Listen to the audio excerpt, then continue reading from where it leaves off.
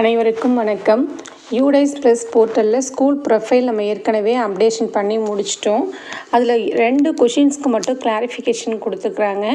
So question number பார்த்தீங்கன்னா 1.55ல் 18th கொஷினும் 1.55ல் 17th கொஷினும். So அதில் என்ன சொல்லியிருக்காங்கன்னு பார்த்தீங்கன்னா, ஸோ 18th கொஷின் வந்து எக்கோ கிளப்பு.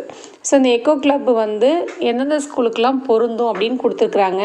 ஸோ எந்தெந்த ஸ்கூல்னு பார்த்தீங்கன்னா ஆல் டைப் ஆஃப் ஸ்கூல்ஸு, அதாவது government aided, private unaided, CBSE schools எல்லா ஸ்கூல்ஸ்க்குமே எக்கோ கிளப்பு உண்டு அப்படின்றத சொல்லியிருக்காங்க. அதே மாதிரி ஸ்கூலுடைய கேட்டகரி பார்த்திங்கன்னா ப்ரைமரி உட்பட primary, upper primary, higher secondary எல்லா ஸ்கூல்ஸ்க்குமே வந்து எக்கோ கிளப்பு உண்டுன்னு சொல்லியிருக்காங்க. ஸோ அப்போ நம்ம 18th கொஷினுக்கு எஸ் கொடுத்துருக்கோமா நோ கொடுத்துருக்கோமான்னு ஒன்ஸ் நம்ம செக் பண்ணிவிட்டு, ஒருவேளை நோ கொடுத்துருந்தோம் அப்படின்னா எஸ் கொடுத்து சேவ் பண்ணணும், அவ்வளோதான். அதே மாதிரி 17th கொஷின் பார்த்திங்கன்னா யூத் கிளப்பு. ஸோ இது எந்தெந்த டைப் ஆஃப் மேனேஜ்மெண்ட் ஸ்கூல்ஸ்க்கு அப்படின்னு பார்த்தோம்னா இதுவும் அதே தான், all type of schools, government aided, private unaided and CBSE schools.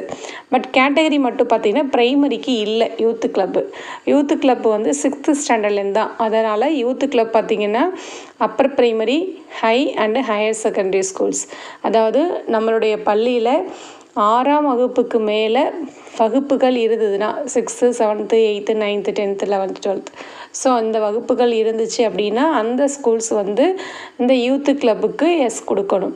ஒருவேளை நம்ம ஸ்கூலில் வந்து டெர்மினல் கிளாஸு 5th ஸ்டாண்டர்ட் அப்படின்னா ப்ரைமரி ஸ்கூல், ஸோ அவங்க வந்து என்ன பண்ண தேவையில்லைன்னா யூத்து கிளப் வந்து எஸ் கொடுக்க வேண்டிய அவசியம் இல்லை. ஸோ இந்த 2 கொஷின்ஸ் மட்டும் ஒன்ஸ் நம்ம போய்ட்டு ஸ்கூல் ப்ரொஃபைலில் செக் பண்ணிக்கணும். அதை எப்படி செக் பண்ணணும் அப்படின்னு பார்த்தீங்கன்னா, நம்மளோட யூடைஸ் ப்ளஸ் வெப்சைட்டில் போய்ட்டு லாகின் ஃபார் ஆல் மாடியூல் அப்படின்றத நம்ம கிளிக் பண்ணணும். கிளிக் பண்ண உடனே நமக்கு என்ன கேட்கும் அப்படின்னு பார்த்தீங்கன்னா ஸ்டேட்டஸ் செலக்ட் பண்ண சொல்லும். ஸோ நம்ம ஸ்டேட்டஸ் செலக்ட் பண்ணிவிட்டு கோ கொடுக்குறோம். ஸோ இதில் எல்லா மாடியூல்ஸும் வரும். இதில் ப்ரொஃபைல் அண்ட் ஃபெசிலிட்டி அந்த மாடியூலை நம்ம கிளிக் பண்ணணும். அதுதான் நம்ம ஸ்கூல் ப்ரொஃபைல் அப்டேட் பண்ணியிருக்கோம். அதை கிளிக் பண்ணிவிட்டு இதில் யூசர் நேம் பாஸ்வேர்ட் கொடுத்து இந்த கேப்சாவை டைப் பண்ணி லாகின் பண்ணணும்.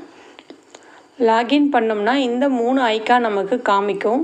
இந்த 3 ஐக்கானில் செகண்டாக இருக்கிற ப்ரொஃபைல் அண்ட் ஃபெசிலிட்டி அப்படின்ற ஐக்கானை டச் பண்ணோம். ஸோ இதை டச் பண்ணதும் இந்த பேஜ் நமக்கு விசிபிள் ஆகும்.